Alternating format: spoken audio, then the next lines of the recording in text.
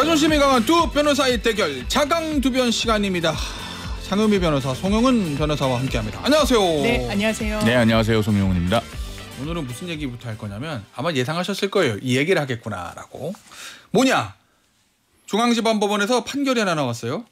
지난번에 이제 12.3 비상계엄 사태로 정신적 피해를 본 시민 104명, 당시의 대통령인 윤석열 대통령을 향해서 손해배상 청구를 했습니다. 네. 당신이 비상계엄에서 내가 정신적인 손해를 입었어. 그러니 1인당 10만 원씩 배상을 해. 라고 청구를 했는데 이게 1심이잖아요.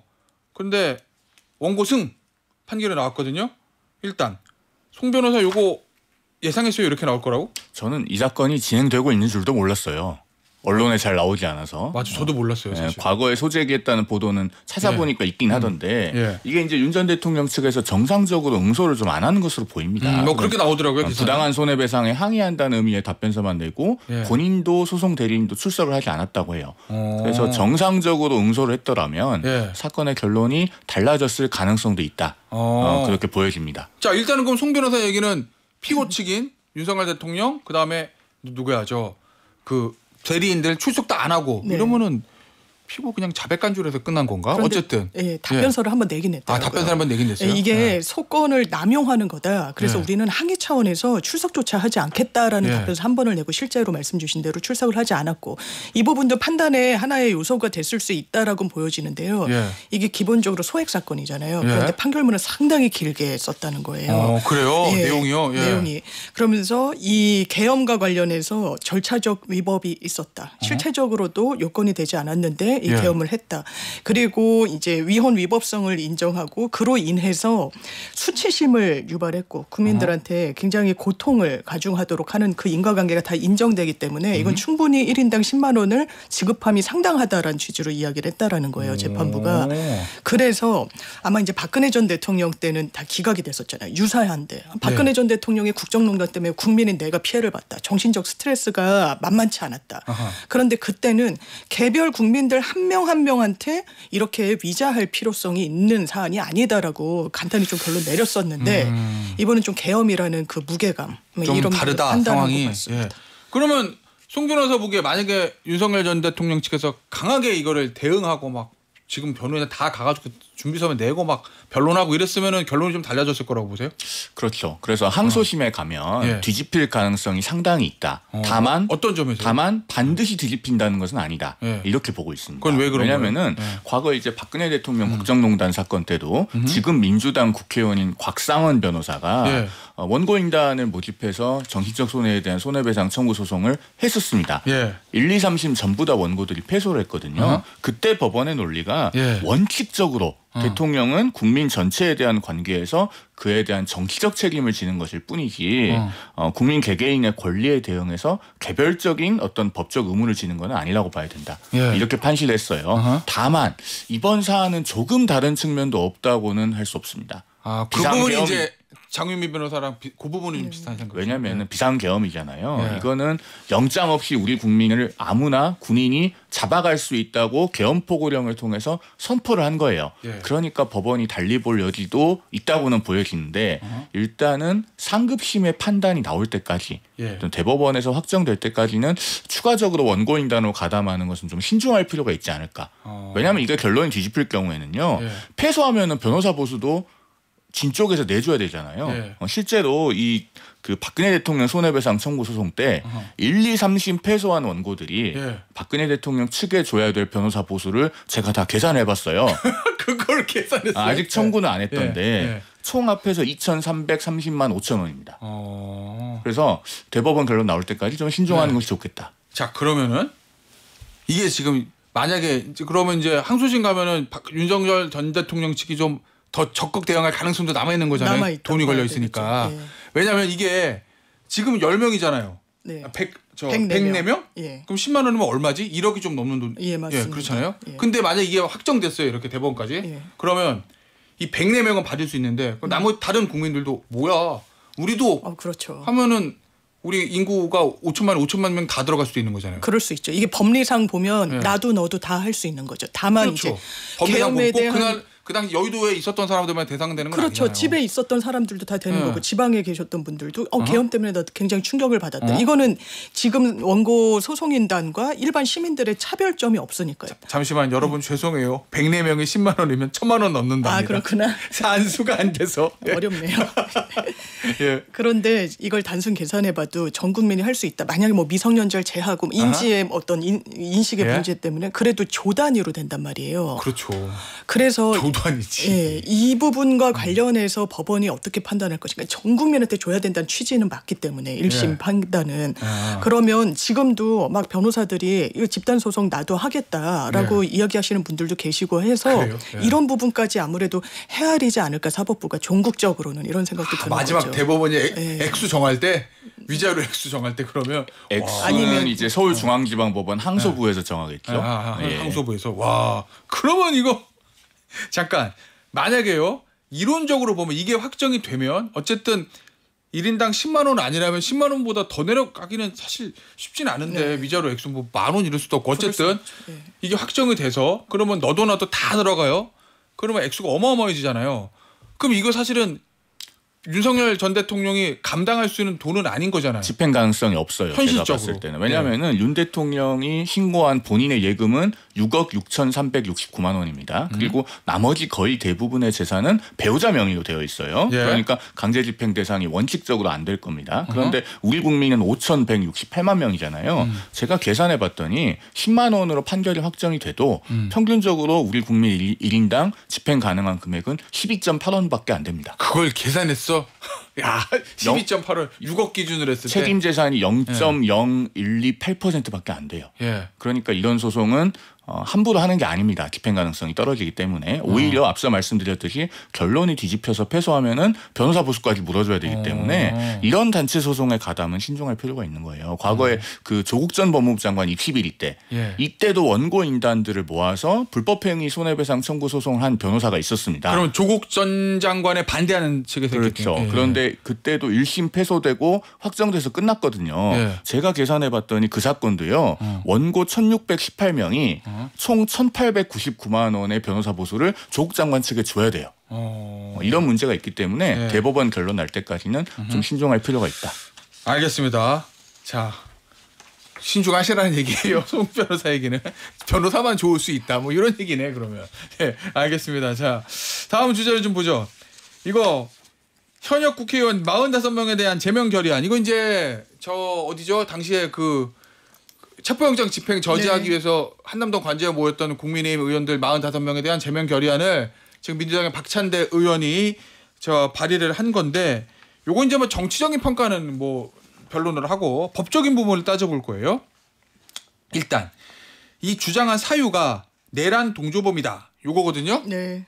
그런데 지금 현재 그 경찰 국수본에 진보당이 고발했던 거 이거 내란 특검에 이첩이 돼 있는데 혐의가 내란 선동, 공무집행 방해, 범인 은닉 요 세 가지 혐의예요. 맞습니다. 요거는 이제 뭉뚱그려 가지고 박찬대 의원은 내란 동조범이다 이렇게 표현을 한 건데 법적으로 요거 성립돼요? 일단 하나하나 분별해서 일단 봐야 되잖아요. 예. 내란 선동이랬을 때 선동이 이제 하나씩 보시죠. 예, 예. 판례상 이제 국헌문란 목적으로 폭력 행위를 선동해야 되는데 이 선동이란 건 내란을 하도록 자극하거나 결의하도록 충동을 해야 된다라고 표현이 나오더라고요. 예. 그러면 이제 사후적인 것이라기보다는 사전적으로 내란 하십시오. 내란 해도 됩니다라고 같이 모의하는 수준으로까지 돼야 되는 부분이 있는데 국민의힘 의원들이 여기까지 다다를 것인가 법적 평가가 그 그래 보이시는 거죠. 막았던 그렇죠. 45명이. 예. 그건 어려울 것 같고 이제 범인 은닉이란 건 예. 아마 이제 정치적으로는 범인을 숨겨준 거다, 옹호한 거다 이렇게 이제 이야기를 하는 것 같은데 은닉이란 건 적극적으로 장소 제공을 하거나 숨겨주거나 예. 이런 행위가 이제 법적으로는 범죄자 이제 범인 은닉죄로 처벌을 받는 거기 때문에 범인 은닉은 다소 어려워 보이고 예.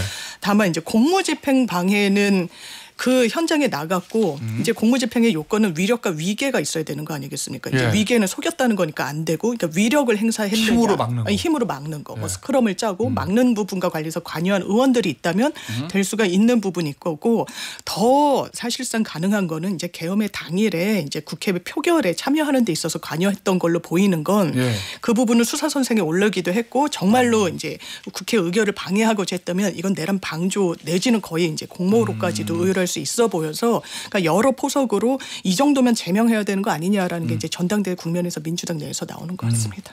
송 변호사는 어떻게 봅니까? 요 혐의 세 가지 일단 하나씩. 세 가지 다 안 될 걸로 보여요. 그러니까 내란을 선동하는 정도에 이르는 언행으로 보기는 어렵고. 그다음에 근데 그거는 이제 그 1월 6일에 한남동 관저에 간 45명 그 당시 상황 얘기입니다. 그래서 실제로 내란을 선동하는 구체적인 언행에까지 이르렀는지에는 매우 의문이 있고 그다음에 공무집행 방해는 이분들이 그 당시에 관저 앞에 들어가는 그 가장 바깥쪽 문 있잖아요. 그 문 바로 앞에서 서서 스크럼을 짜고 막은 게 아니에요.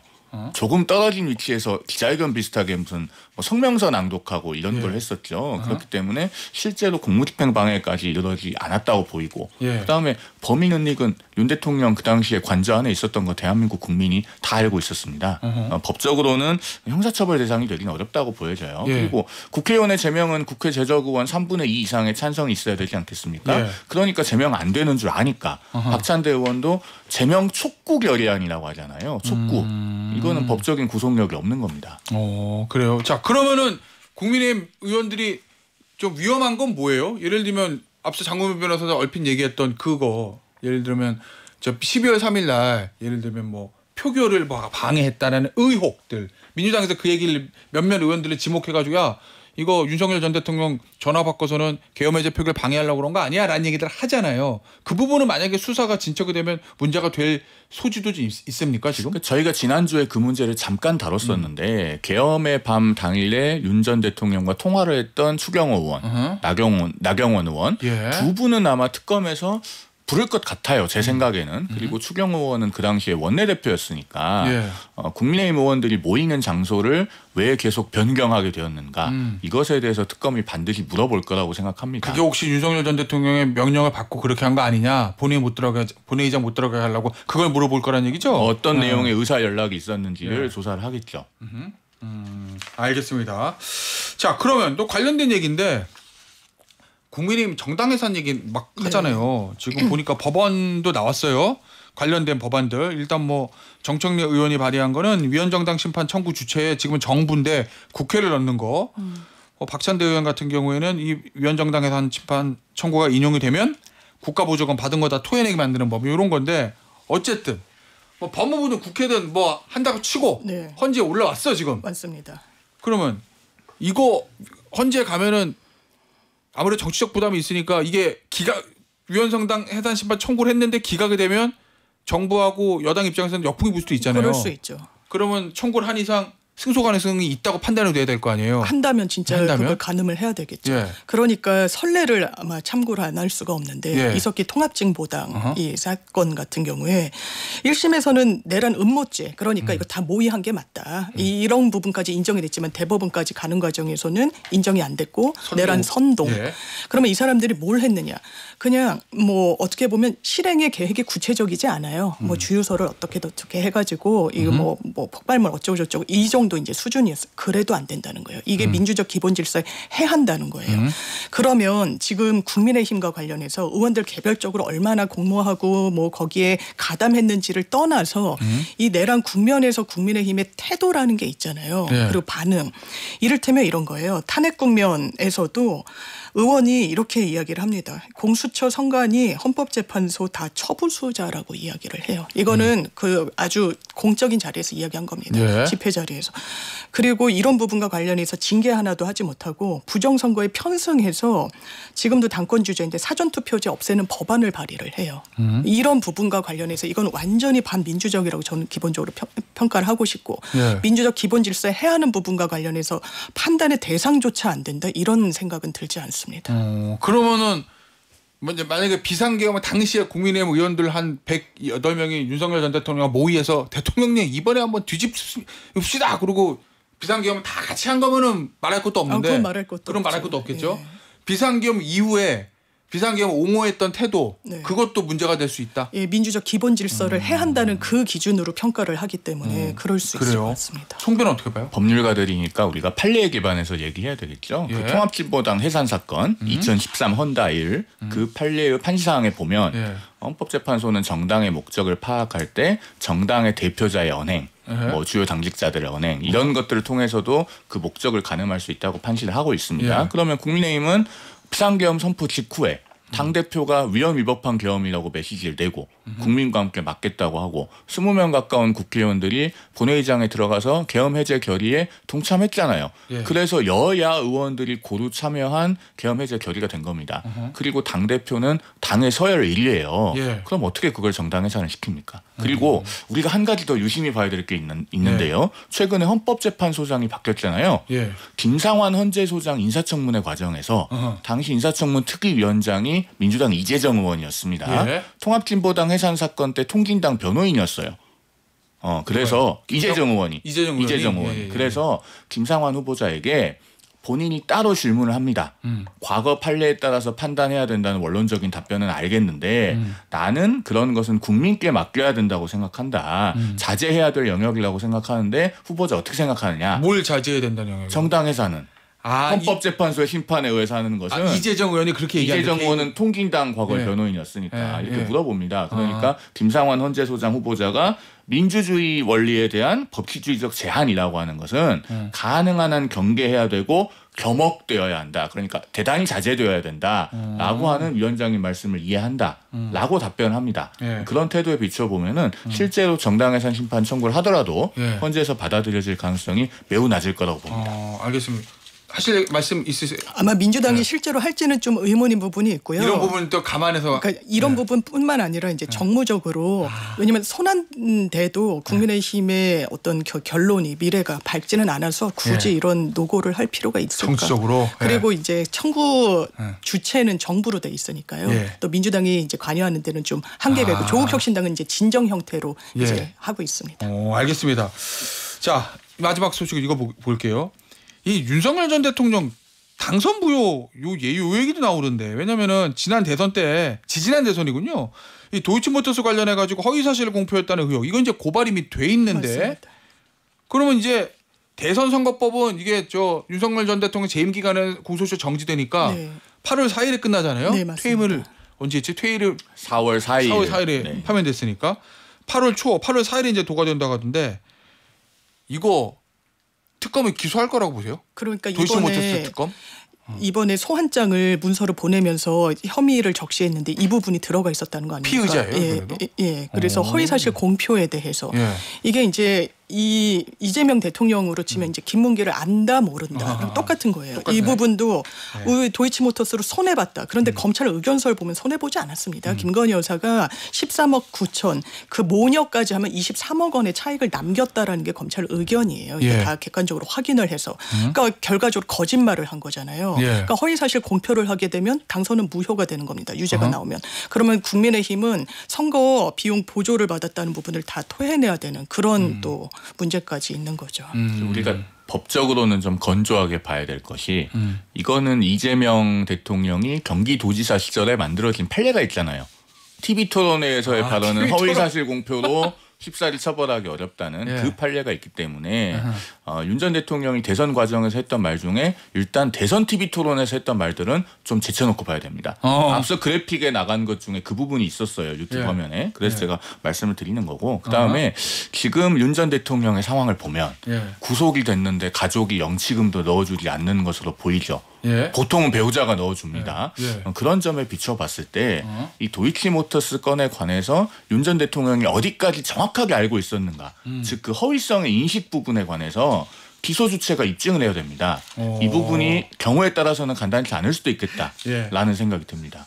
김건희 여사가 아니야 아무 문제 없어 이렇게 얘기하면 윤석열 전 대통령 그래 당신 말이 맞지 이렇게 믿고 얘기했을 가능성도 있다 이런 얘기군요. 본인은 아마 그렇게 주장할 거예요. 기소되면. 그래요? 부부 관계란 건 여러 가지 형태가 있을 수 있기 때문에. 그러니까요. 근데 본인이 또 죄를 어떻게 보면 다 인정할 거다 이런 전망도 뭐 많이 나오니까요. 그래요? 알겠습니다. 이것도 지켜보시죠. 어떻게 흘러갈지 특검에서 나오는 수사 결과들을. 오늘 자강두변 여기서 마무리하도록 하겠습니다. 장윤미 변호사, 송영훈 변호사였어요. 감사합니다. 고맙습니다. 감사합니다.